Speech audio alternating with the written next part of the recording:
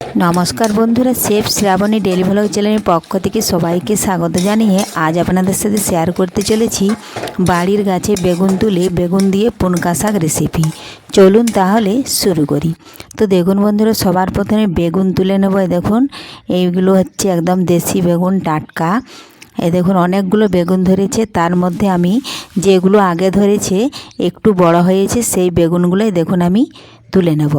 তার আগে যদি কোনো বন্ধু আমার চ্যানেলে নতুন হয়ে থাকেন, চ্যানেলটি সাবস্ক্রাইব করে বেল আইকনে সেট করে দিন সবার প্রথমেই আমার এই রেসিপি পেতে। দেখুন বেগুন গাছগুলো, এগুলো কিন্তু অনেক পুরনো গাছ, তবু এখনও বেগুন ধরছে। এগুলো 12 মাসেই বেগুন ধরে। দেখুন এই বেগুনটা হচ্ছে তুলব, আর একটা বেগুন আছে, ওই দুটো বেগুন তুলে নেব। ওইগুলো একটু বড় আছে। দেখুন তুলে নিচ্ছি। আর আমাদের বাড়িতে মেম্বারশিপ কম, মাত্র চারজন কিন্তু এই দুটো বেগুন দিয়ে আর পুনকা শাক কিন্তু বাজার থেকে নিয়ে আসবে। এই পুনকা শাক দিয়ে এই বেগুন রান্না হবে। তো দেখুন বন্ধুরা, আমি এখানে 3টে বেগুন তুলে নিয়েছি। 3টে বেগুন তুললে হয়ে যাবে। আর বাড়ির গাছের বেগুন কিন্তু কচিয়েই তুলতে হয়। আর এখানে দেখুন পুনকা শাক আমি কেটে নিয়েছি। পুনকা শাক কাটতে কাটতে ওদিকে দেখুন আমি বেগুন আলু কেটে নিয়েছি আর ধুয়েও নিয়েছি। এই দেখুন এখন গ্যাস ধরিয়ে কড়াই বসিয়ে দিয়েছি।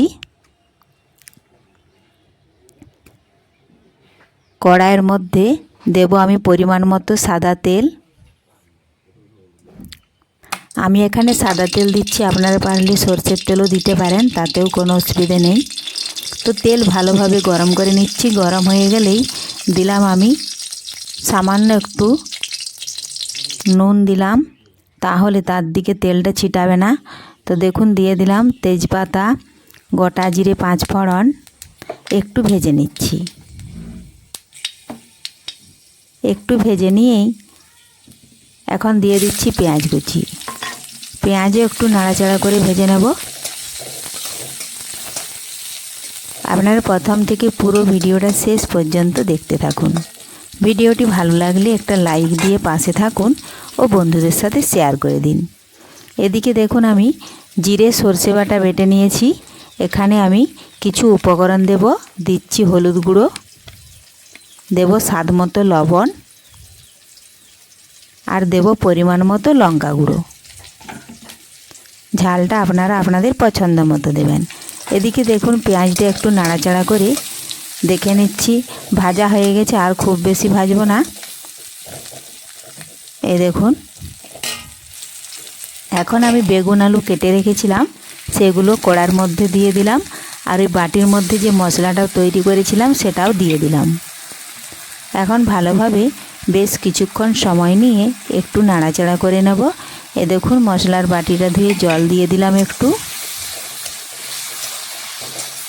ভালোভাবে বেগুন আলুর সাথে নাড়াচাড়া করে মশলাটা মিশিয়ে নিলাম। এই দেখুন এখন আমি একটু জাস্ট ঢাকা দিয়ে রেখে দেব। 1 মিনিট মতো ঢাকা দিয়ে রেখে দেব, তাহলে বেগুন আলু অনেকটাই সেদ্ধ হয়ে আসবে। খুবই সহজ একটা রেসিপি, একবার দেখলে আপনারাও বাড়িতে যে কেউ বানিয়ে নিতে পারবেন। এই দেখুন ঢাকা দিয়ে দিচ্ছি, ঢাকা তুলে নিলাম। দেখুন বেগুন আলু থেকে এখনও একটু জল বেরোচ্ছে। এই দেখুন নাড়াচাড়া করে একটু জলটা শুকিয়ে নিচ্ছি। এখন আমি যে পুনকা শাক কেটে ধুয়ে রেখেছিলাম সেই শাকগুলোর উপরে দিয়ে দিলাম। নাড়াচাড়া করে বেগুন আলুর সাথে মিশিয়ে নেব ভালোভাবে।